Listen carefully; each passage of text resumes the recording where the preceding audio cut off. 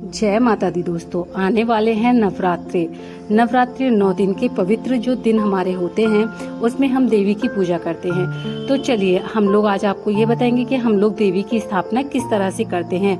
जो हम लोग 9 दिन पूजा करेंगे तो उसमें 9 दुर्गे की स्थापना हम कैसे करते हैं। तो चलिए दोस्तों बताते हैं। सबसे पहले हम एक चौकी ले लेंगे। चौकी पे लाल या पीले रंग का कपड़ा बिछा लेंगे। कपड़ा बिछाने के बाद एक कोने में अक्षत या चावल लेंगे और उसे फैला लेंगे और उस पे या तो आप उसे अष्टभुजाकार का आकार दे सकते हैं या फिर आप उसे प्लेन ऐसे ही छोड़ सकते हैं। और एक लोटा लेंगे, उसमें हम रोली से स्वास्तिक बना लेंगे और उस पर कलाई का धागा जो होता है उसको बांध लेंगे। हम कभी भी कोई भी पात्र जो होता है, कोई भी बर्तन अगर हम पूजा में रखते हैं तो उसे खाली नहीं रखते हैं, उस पर कुछ ना कुछ बांध के या उस पर मतलब कुछ भी बना के रखते हैं। फिर उसमें हम जल भर देंगे।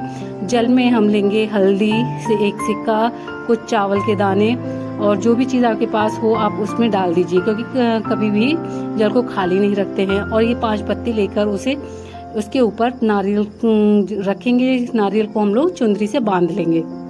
उसके बाद में कुछ अक्षत हम किनारे पे रखेंगे जहाँ पे हमें देवी माँ की स्थापना करनी है, यानी देवी को बिठाना है। तो ये उनको हम इन चावलों के ऊपर, अक्षत के ऊपर इनकी इस तस्वीर को रख देंगे। और थोड़े से कुछ चावल लेंगे, उस पर हम रखेंगे गणेश जी की मूर्ति को।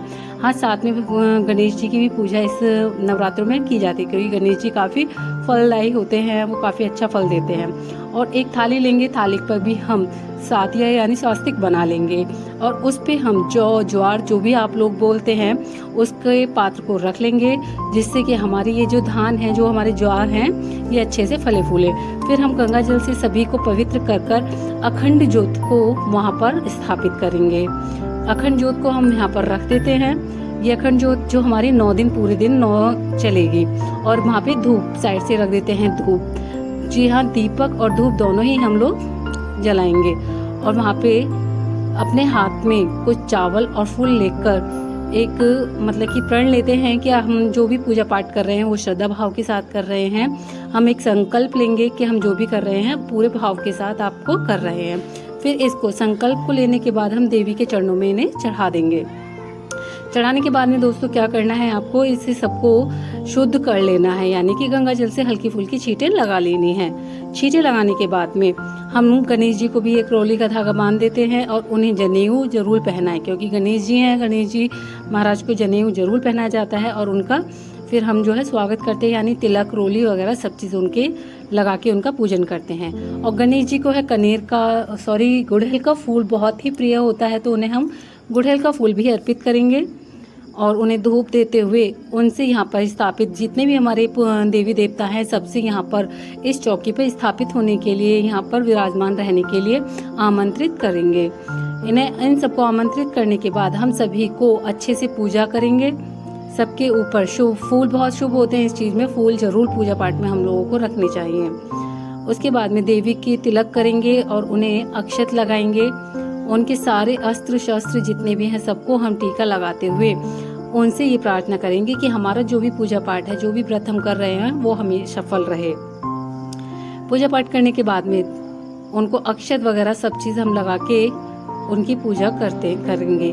और जो सिंदूर हमने देवी को लगाया है उसे हम या तो अपनी चूड़ी पे लगाएं या फिर अपनी मांग में जरूर लगा लें।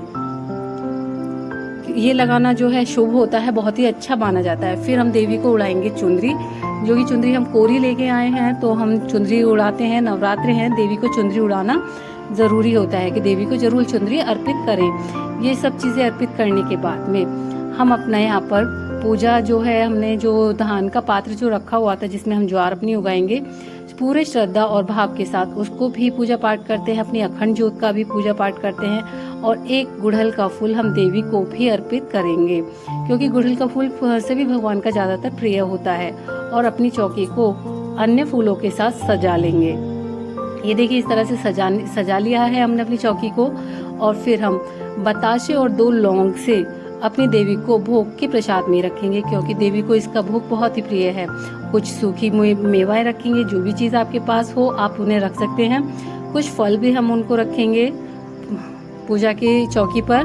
तो हमने ये 2 केले और 2 सेब यहाँ पर चौकी पर प्रसाद के रूप में रख दिए हैं। बताशे और लौंग का जो भोग है वो देवी को अति प्रिय होता है, तो इसलिए बताशे और लौंग का भोग आप जरूर रखिए। और साथ में एक जल का लोटा रखेंगे जो कि इन सब भोग के साथ रखा जाता है।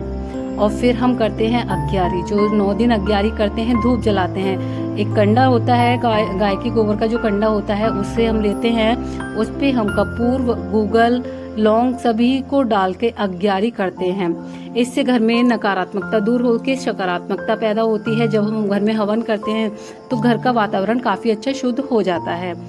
तो इस हवन को आप लोग अवश्य करें, जिससे कि आपके भी घर का वातावरण शुद्ध हो जाए। इसमें करना कुछ भी नहीं होता है, बस कंडे को लेके उस पर थोड़ा घी डाल के कपूर डालना होता है, लौंग, गुगुर वगैरह सब चीज़ डाल देते हैं, तो उसकी जो खुशबू होती है वो पूरे हमारे घर के कोने कोने में फैल जाती है। और इसमें हम देसी घी का, गाय के घी का ही ज़्यादा यूज़ करते हैं।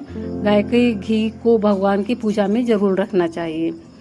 फिर हम लेते हैं ये प्रसाद जो है बताशा, एक उसमें रख देते हैं, जो कि देवी को हमें अर्पित होता है। हम ये सब चीज़ें देवी को अर्पित कर रहे हैं और उनका आह्वान करते हैं कि हमारे घर में सुख शांति हमेशा बनी रहे और वो हमारे घर में विराजमान हमेशा रहें।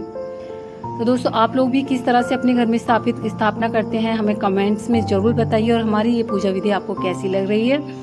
फिर बाद में हम देवी की आरती करते हैं। गणेश जी की सबसे पहले आरती करते हैं, फिर हम देवी की आरती करते हैं।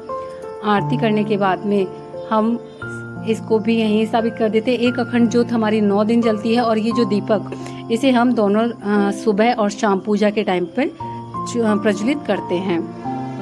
तो दोस्तों, कैसी लग रही है आपको हमारी ये विधि जो है? अगर आपको कोई कमी हो तो आप हमें कमेंट्स में ज़रूर बताइएगा। जय माता दी।